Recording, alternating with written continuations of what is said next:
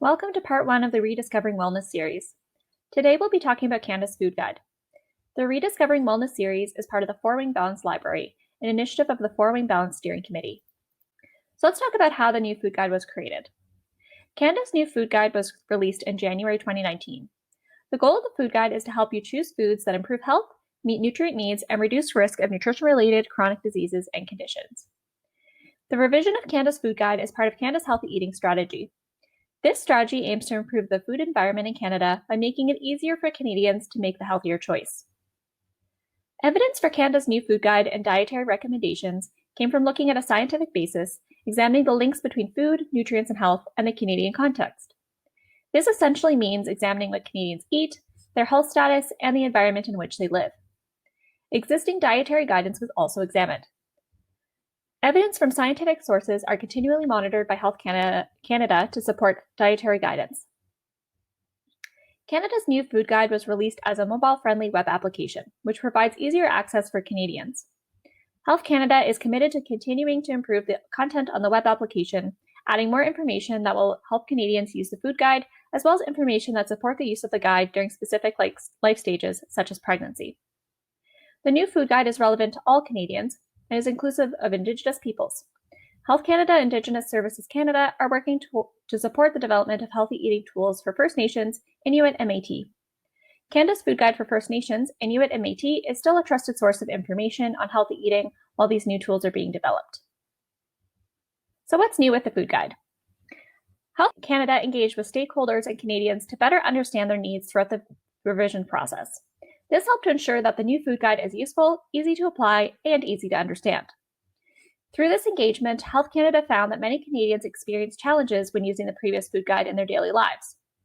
As a result, the new food guide is less prescriptive in that it does not include recommendations based on number and size of servings. The new food guide is instead designed to be flexible and promote healthy eating habits.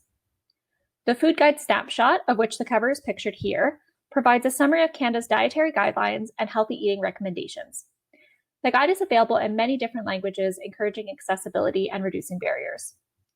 It shows and describes healthy food choices and eating habits, and shows the proportions of foods that can be used for planning and building meals. Remember that the size and amount of each food on the snapshot is not meant to show how much to eat at one time. Foods shown on the snapshot were chosen based on cost, variety, cultural relevance, and availability, either as fresh, frozen, canned, or dried. The first part of Canada's food guide that we're going to review is healthy food choices. When we make healthy food choices, it helps us to develop a healthy eating pattern, which helps to improve our overall health.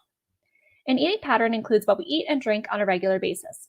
A healthy eating pattern includes foods and beverages that helps us to feel good, maintain our health, and meet our nutritional needs. First, eat plenty of fruits and vegetables. Vegetables and fruits are a great way to help lower your risk of heart disease while nourishing your body with important nutrients such as fiber, vitamins, and minerals.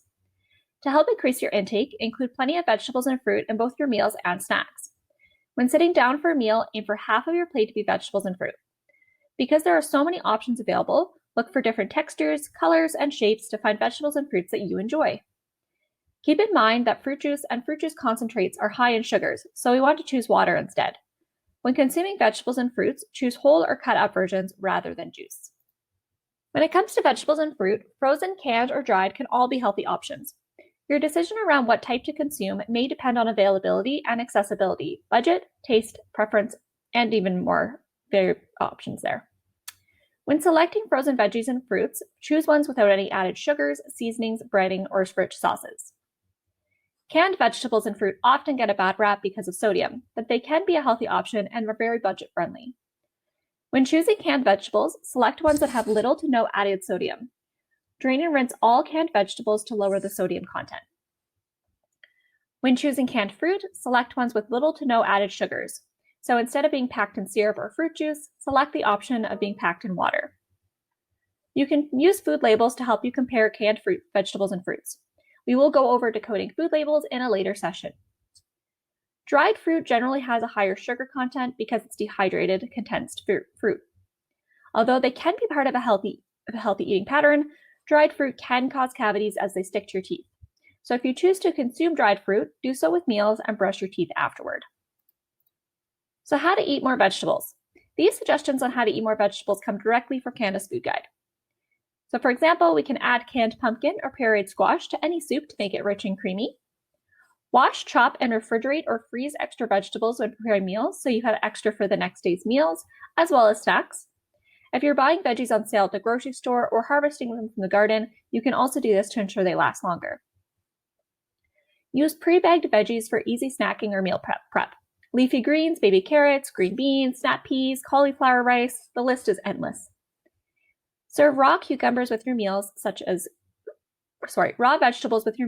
as cucumber, carrots, sweet peppers, or cherry tomatoes. Try new recipes so you can try new leafy greens.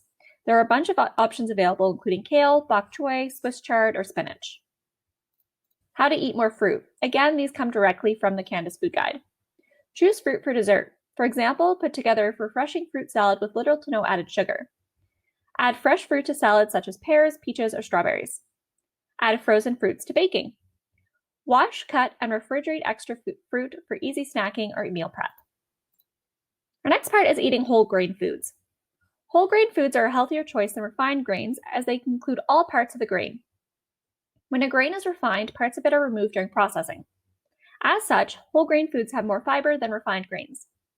Eating foods high in fiber have been found to help lower risks of stroke, colon cancer, heart disease, and type 2 diabetes.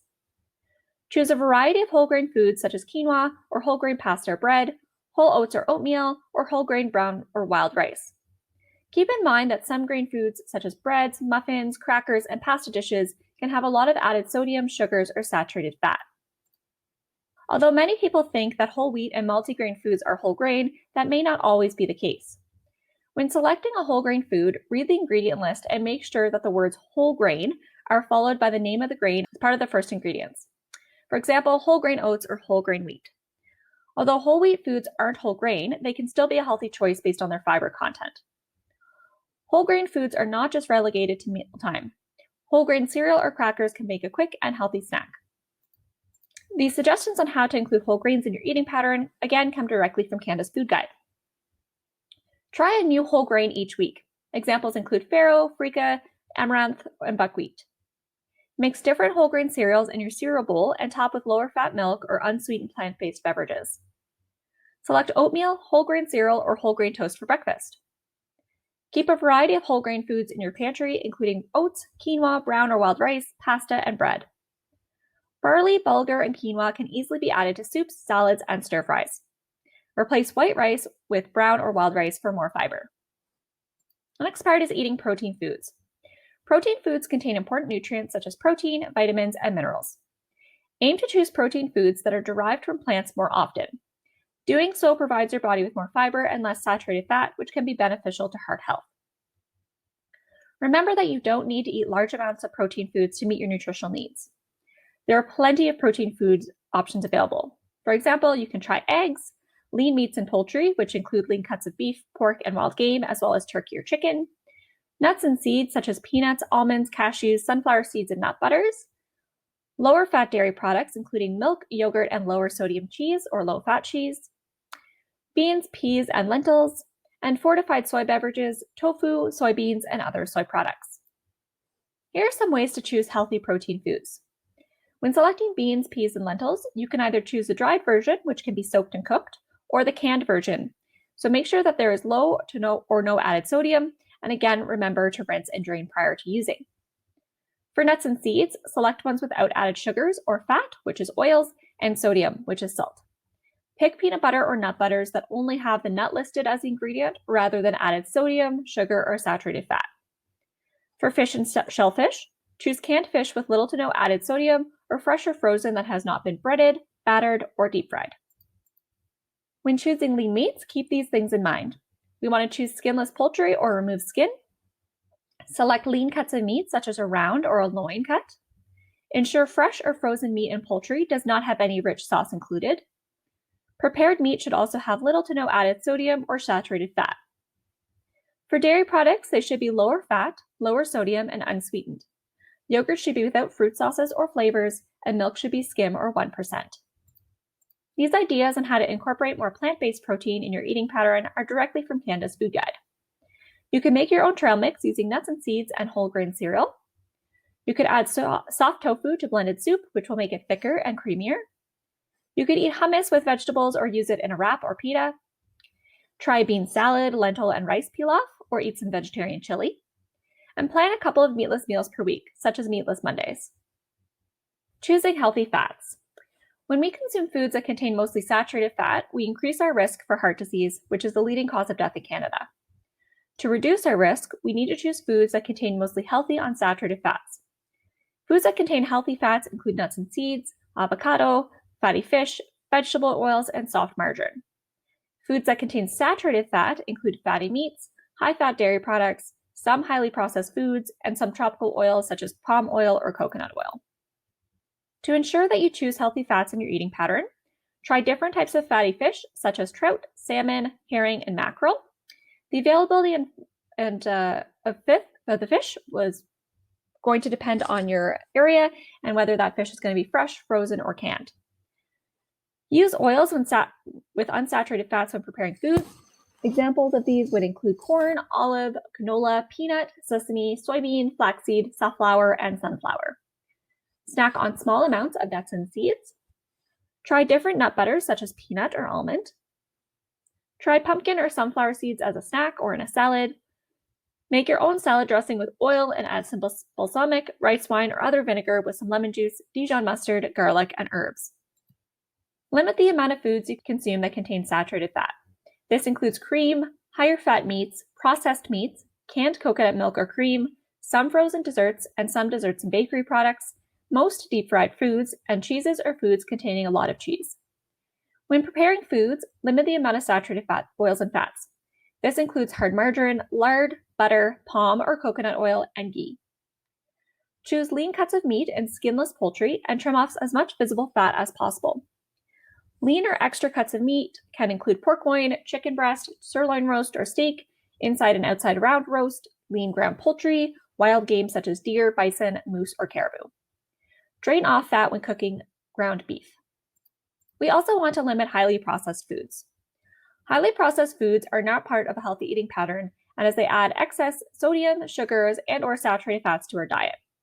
Examples of highly processed foods include sugary drinks, chocolate and candy, ice cream and frozen desserts, fast food, frozen entrees, bakery products, and processed meats. These types of foods are readily available, and Canadians are increasing their consumption of them.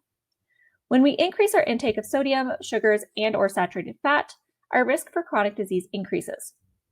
Sodium specifically can lead to higher blood pressure, which is a risk factor of heart disease. Foods often include added sodium for preservation and taste. The main source of sodium for Canadians are highly processed foods. Added sugars have been linked to increased risk for type 2 diabetes and obesity, and sugary drinks increase risk of cavities in children. Saturated fat increases the risk for heart disease. A special note should be made about processed meats, which can include things such as sausages and deli meats. They are generally high in both sodium and saturated fat. Research has found a link between eating too many processed meats and having a higher risk of colorectal cancer, also called colon or rectal cancer. So how can we limit highly processed foods? Highly processed foods are not part of a healthy eating pattern as they add excess sodium, sugars, and/or saturated fats to our diet.